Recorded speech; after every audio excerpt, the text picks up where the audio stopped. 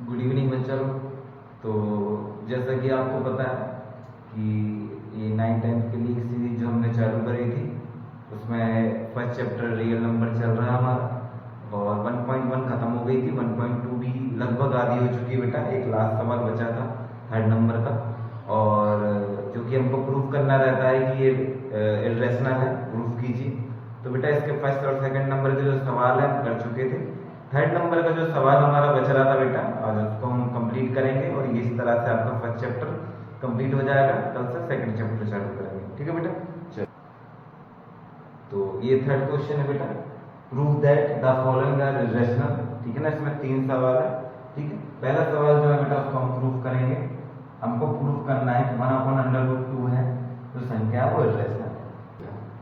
तो हम कैसे करते थे, अगर थोड़ा बहुत भी याद हो, ठीक है, हम क्या करते थे, पहले इसको अज्यूम करते थे कि ये रैशनल, ठीक है, प्रूव क्या करना है, इर्रेशनल, लेकिन इसको क्या मान लेते थे हम, रैशनल। तो let's assume that 1/√2 is a rational. ठीक है, क्या मानना है, रैशनल।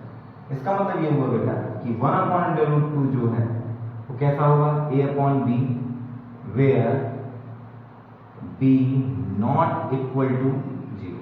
याद है, कोई दिक्कत बेटा?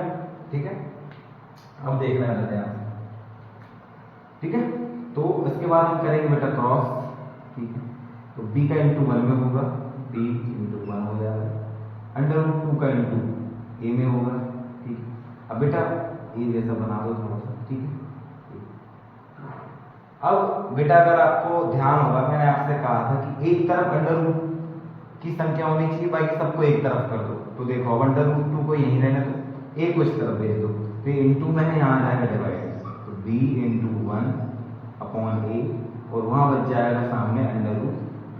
ठीक है, अब देखना बेटा, बस वो एक लाइन लिखनी है क्या, ये जो a है, ये b है, ये 1 है, r इंटीजर, क्या है बेटा, इंटीजर। a, b और 1, ठीक है, ये सब क्या है बेटा, integer. So √2 is also a integer. ठीक है, अगर a, b, 1 इस तरफ जो LHS है उसमें सारे इंटीजर है और बीच में आप इक्वल का साइन लगा रहे हो, तो ये नंबर भी कैसा मिलना चाहिए, इंटीजर।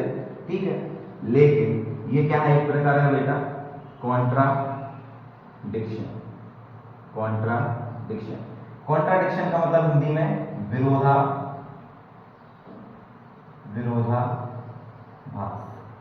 ठीक है, विरोधाभास। अब ध्यान से देखना बाबू, हमको क्या समझना है कि हमने मान के चल रहे थे कि ये रैशनल है। क्या है, रैशनल। यहां आके पता चलता है कि अगर भैया ये इंटीजर है तो ये भी क्या होना चाहिए था, इंटीजर।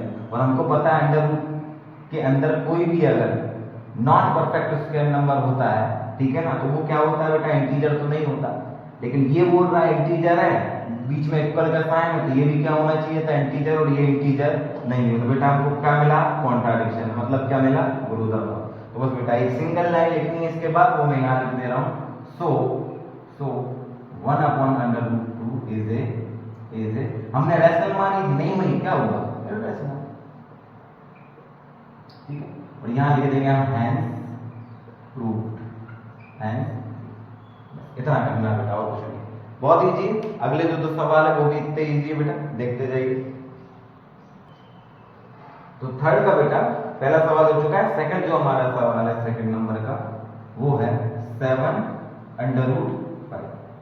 ठीक है, अब आपको पता है बेटा कि 1.2 का केवल पहला ऐसा सवाल है, पहले टाइप का, उसी में बेटा थोड़ा सा लॉन्ग प्रोसेस करनी होती है।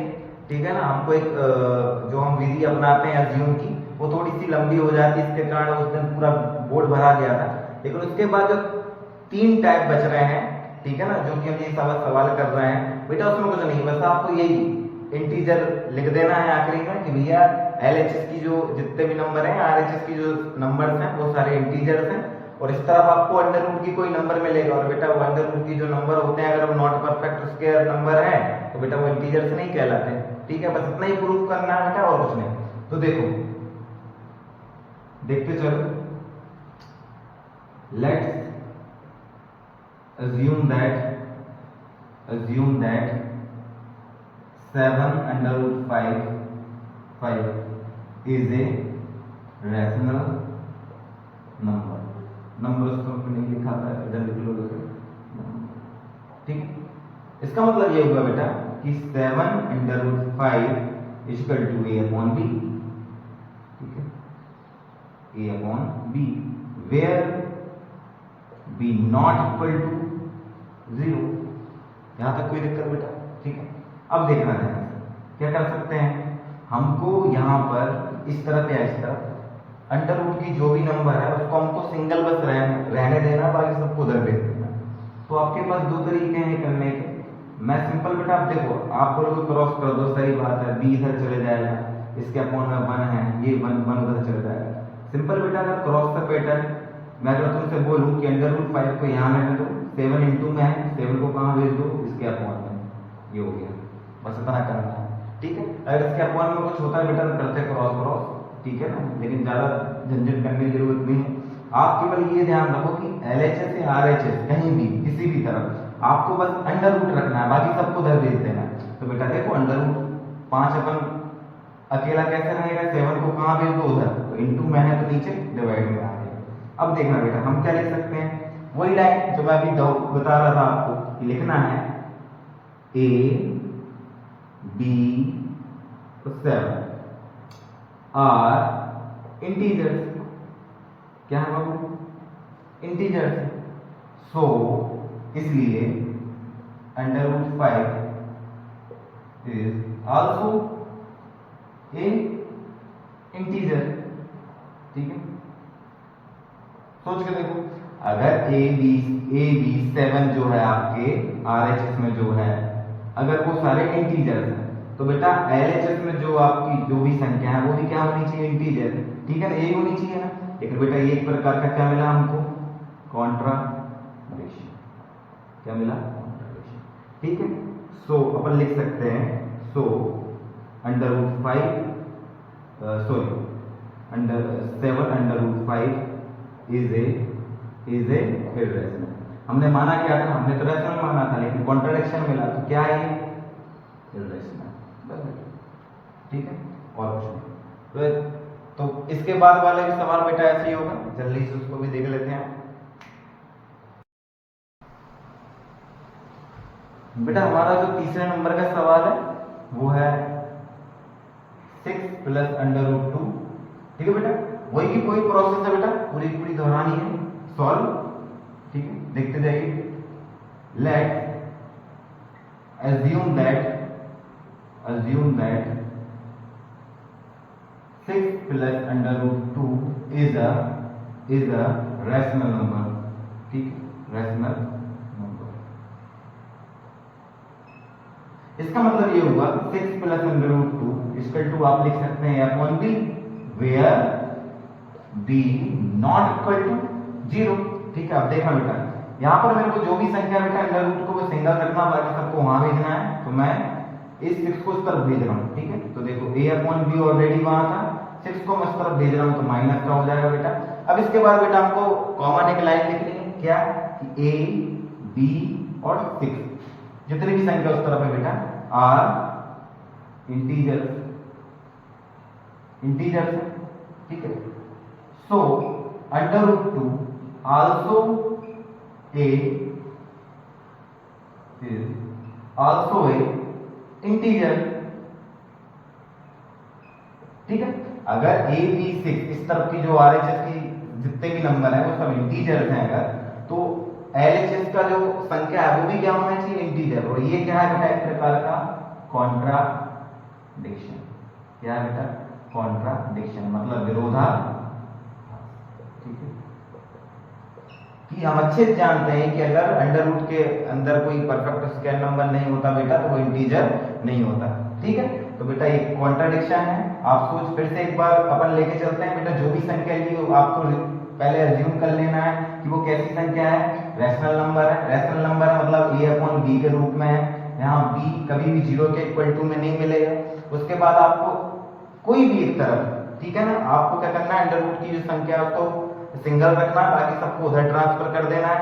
अब आपको एक तरफ की जितनी भी संख्या बेटा ए बी तो आपको मिलेगा ही, जो भी संख्या है वो सब इंटीजर मिलेगी।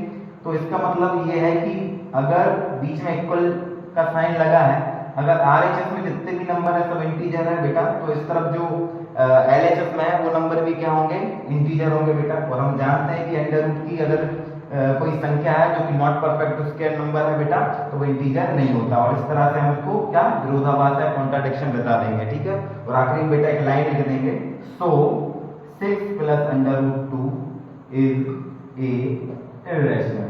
क्या लिखेंगे बेटा, इर्रेशनल, ठीक है, ठीक है बेटा, इर्रेशनल। और इसके बाद लिख देंगे हम हैंस ठीक है। फर्स्ट चैप्टर बेटा कंप्लीट हो गया है। इरेशनल ऐसा कोई भारी भरकम टॉपिक नहीं है बेटा, एक दो बार इस वीडियो को अच्छे से देखना, खुद करके देखना, ठीक है ना। 4 टाइप के टोटल सवाल आपको बता ही चुका हूँ, एक बार सबको अच्छे से करके देख लेना बेटा, बन जाएगा। और ये आईएमपी सवाल है बेटा, अभी बता दे रहा हूँ मैं, 3 या 4 नंबर में इरेशनल प्रूव करने के लिए बोर्ड में आता है, ठीक है बेटा। तो बस स्वस्थ रहें, मस्त रहें और व्यस्त रहें और बेटा बस पढ़ते रहें। Thank you. अगली टॉपिक में अपन अगला चैप्टर चालू करेंगे, पॉलिनोमियल, ठीक है। थैंक यू बेटा।